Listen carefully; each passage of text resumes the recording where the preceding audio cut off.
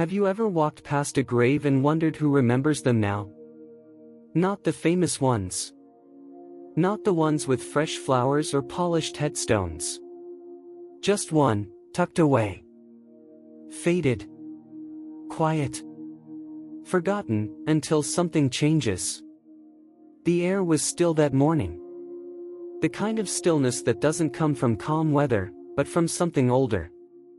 Something settled. The cemetery stretched out like a quiet breath, rows of graves standing shoulder to shoulder, each one a name, a date, a silence. And then, there was that one. It sat alone near the edge, half hidden under a low oak.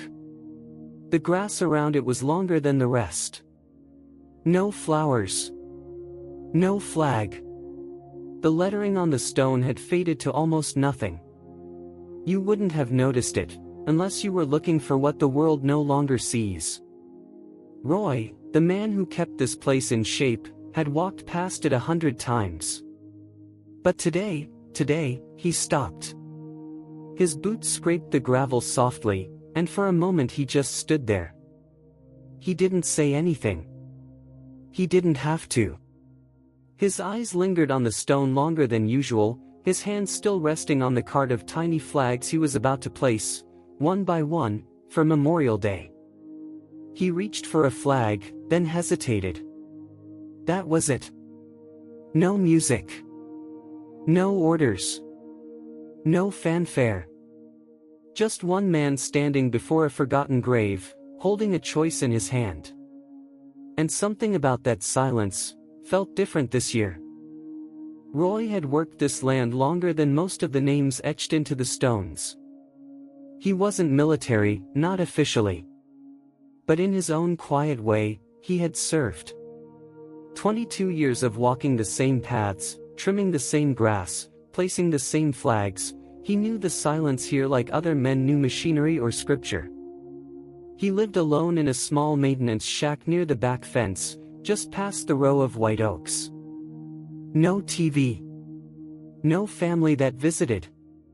He ate simple meals, brewed coffee strong enough to bite, and every morning, before the sun fully broke, he walked the cemetery with a clipboard in hand and a duty that no one asked of him. People didn't notice Roy. That was fine with him. He had no need for small talk or sympathy. But this time of year, when Memorial Day came close, something in him tightened, like a clock that wound itself out of memory. He spoke mostly to the headstones. Not aloud, but in quiet acknowledgments. A glance here. A pause there. And when he stopped by the older markers, the ones that had no flowers, no visits, he'd whisper things under his breath. Still standing, Sergeant? Good. There was a kind of reverence in his routine. Not obligation. Not guilt. Just something solid and worn in, like the soles of his boots or the leather strap on his wristwatch. But today wasn't routine. Today, Roy kept looking back at that one grave. And for the first time in years, he felt like someone might be watching him, not from behind, but from below. The next morning, Roy rose early. Too early, even for him. The light hadn't stretched across the cemetery yet, and the mist hung low, curling over the headstones like breath in winter air. He poured himself a half cup of yesterday's coffee, black and lukewarm, then stepped outside. His boots crunched the gravel softly as he made his rounds, same path, same pace, same quiet. But something stopped him. At the foot of the same forgotten grave, the one with the weather-worn marker, the one no one ever claimed, there was something new. Folded, neatly, and weighed down with a smooth river stone, sat a small piece of paper. Roy blinked, bent slowly, and picked it up. The handwriting was tight. A little shaky. But clear. 13, he saved 13. I never forgot. That was all. No name. No signature. Just those 9 words. Roy turned the note over, half expecting more. There was nothing. He looked around. The grass was wet with dew, undisturbed, except for a set of footprints. Smaller than his. Narrow. Light. The kind a teenager might leave. They came from the northern path, passed directly to the grave, and then circled back out toward the trees. Not deep enough to say they lingered long. Just long enough. Roy stood there holding the note, feeling a weight that didn't come from the paper. His eyes scanned the cemetery. Nothing moved. Nothing explained. He whispered to the stone, half to himself, half to the man beneath it. So, someone remembers you after all. There was no answer. Just the wind, tugging at the flag in his cart. He placed the note gently back on the grave and reset the stone on top to keep it still. Then, without quite realizing why, he took one of the small flags from his bundle and placed it beside the note. The grave didn't look so empty anymore. And Roy, he didn't feel quite so alone. Not yet certain what it all meant, but certain it meant something. Something had shifted.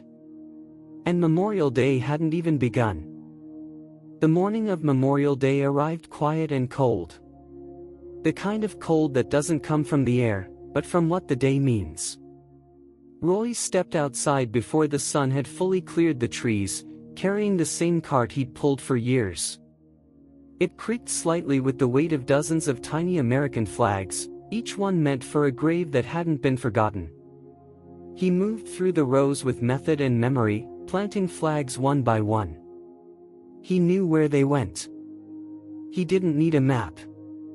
He'd placed flags for some of these soldiers longer than their families had. When he neared the far corner, the place where the forgotten grave lay beneath the oak, something made him stop. He blinked, adjusted his glasses, then blinked again. There were flags already there. Not just one.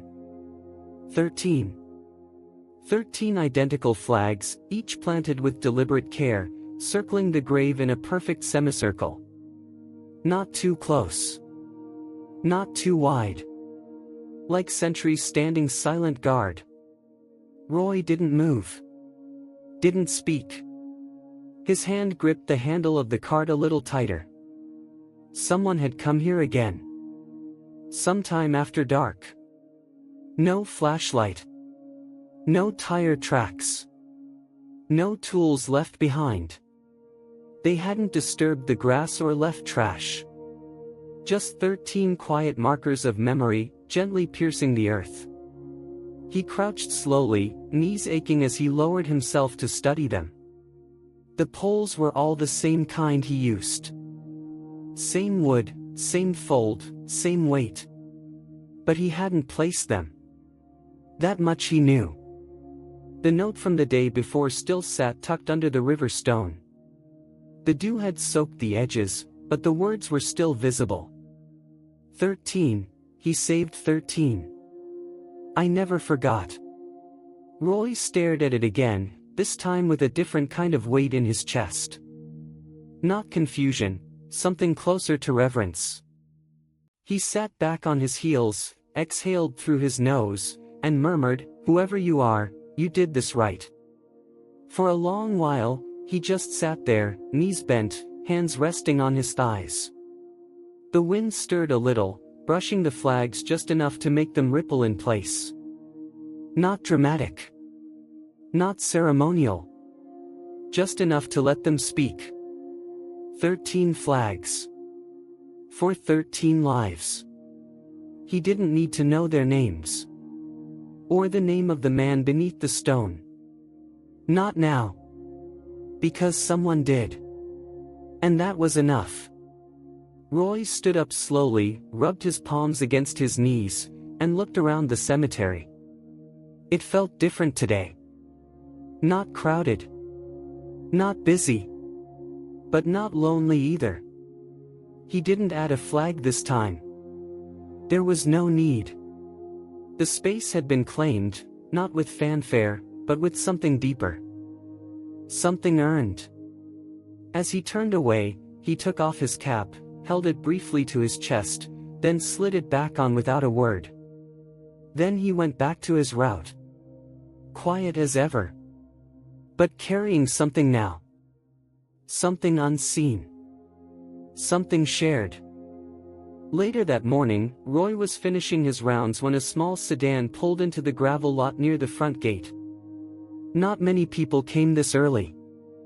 A woman stepped out, mid-40s maybe, dressed neat but simple. A young boy climbed out after her, probably 8 or 9, holding a small red flower made of felt. They walked slowly, unsure of where they were going. Roy noticed right away. Visitors like that didn't come with a plan, they came with something heavier. "Can I help you find someone?" he called gently. The woman hesitated, then smiled faintly. "Not really. We just wanted to stop somewhere today. Somewhere quiet." She looked around at the sea of headstones, then let her gaze settle toward the corner. The boy tugged her hand and pointed. "What's that?" he asked. "Why are there more flags over there?" Roy turned his eyes toward the grave beneath the oak. The 13 flags still stood, unmoved. He thought for a second, then walked with them in that direction. "Nobody really knows," he said, voice low. "That stone's been there a long time. No visitors. No records. But someone remembers him now." The boy stepped closer, his eyes wide. He bent down and gently set the little felt flower near one of the flags. The woman stayed quiet, watching her son, then asked, "Do you know who he was?" Roy looked at the marker, then shook his head. "No, ma'am. I don't. But I think he saved people. And I think someone who was saved finally came back." She nodded, soft and slow. "That's all anyone really wants, isn't it? To not be forgotten." Roy didn't answer. He just nodded once. A firm, quiet kind of agreement. The kind that didn't need to be spoken aloud. By late morning, more people had begun arriving. Memorial Day always brought quiet footsteps to the cemetery, families carrying wreaths, older veterans in jackets lined with patches, young parents helping children carry handmade flags. Most of them came with a purpose, a name they knew, a headstone they could point to. But something different happened this year. Without instruction or announcement, people started slowing down near the far end, drawn not by recognition, but by presence. It began with a man in a faded army cap. He paused mid-step as he passed the row of 13 flags, his eyes narrowing slightly. He didn't speak. He just stood there, lips pressed tight, then removed his cap and held it over his heart for a few long seconds. Afterward, he gave a slow nod to no one in particular and kept walking. Later, a couple in their 70s shuffled past, arm in arm. The woman stopped and gently touched her husband's wrist. They both turned toward the grave. She leaned down, placed a single white carnation near the note, and whispered something Roy couldn't hear. A boy on a bicycle, too young to understand the full weight of the day, skidded to a stop near the edge of the path. He didn't approach, just stared at the grave from a distance before riding away slower than he came. Even those who didn't stop seemed to notice. Their conversations quieted. Their steps softened. Some looked over their shoulders as if trying to recall a name they'd forgotten long ago. Roy watched all of it from a bench beneath a maple tree, wiping sweat from his brow with a handkerchief. He wasn't surprised, not really. People know when something matters. Even when they don't know why. A young woman in nursing scrubs approached near the end of the hour. She carried nothing but a small envelope. Without a word, she knelt beside the grave, placed the envelope at the center of the flags, and traced the stone's edge with her fingertips. On the front of the envelope, Roy could just make out the words, "For the one they forgot." She stood up, gave a quiet nod to Roy, and walked away without another glance. And just like that, the grave no longer felt forgotten. It didn't need a name or a history written in stone. The silence was still there. But now, it was being shared. Roy returned to the little maintenance shack just as the sun began to dip behind the far ridge. He set his flag cart aside, the wheels clicking softly against the wooden floor. Inside, it smelled like old paper, coffee grounds, and machine oil, unchanged for years. He hung his cap on the same nail by the door, walked to the desk, and pulled open the bottom drawer. Inside was a leather-bound logbook. Nothing fancy. Just lined pages filled with notes from every Memorial Day he'd worked. Who visited which plots? What flowers were left? What repairs needed doing? It was part habit, part ritual. He flipped to a fresh page and uncapped his pen. His hand paused for a moment, hovering. Then he began to write. Memorial Day. Plot B-17. 13 flags appeared without a trace. No name still. No new records. But something changed. Others stopped. Noticed. Paid respect. A woman left a flower. A child a felt rose. Someone placed an envelope. He stopped there. Looked out the small window toward the hill. The stone was still there. Still weathered. Still unknown. But it stood differently now, like it had finally taken its rightful place among the remembered. He wrote one final line. Plot B-17. No longer forgotten. Then he signed his initials, slowly, as he always did, RM. He closed the logbook and placed it gently back in the drawer. No ceremony. No grand reflection. Just the quiet understanding that something meaningful had happened. And he had lived to witness it. Before turning out the light, Roy glanced once more at the hillside. The wind had picked up just slightly, enough to make the 13 flags shift in perfect unison. He didn't smile. But his chest felt lighter. He turned off the lamp, stepped outside, and locked the door behind him. Evening settled over the cemetery like a slow exhale. The last visitors had gone. Cars rolled away down the gravel path, tires crunching softly, then fading into nothing. Only the breeze remained, brushing through the branches with a kind of reverence. Roy stood once more at the top of the hill, hands in his jacket pockets, watching the light change. The sky had turned that deep, quiet blue just before night. No colors. No spectacle. Just enough glow to see the outlines of the markers, lined up like watchmen in the dusk. Below, the grave beneath the oak looked almost untouched, but the 13 flags stood just as they had all day. Upright. Still. As if held in place by something more than soil.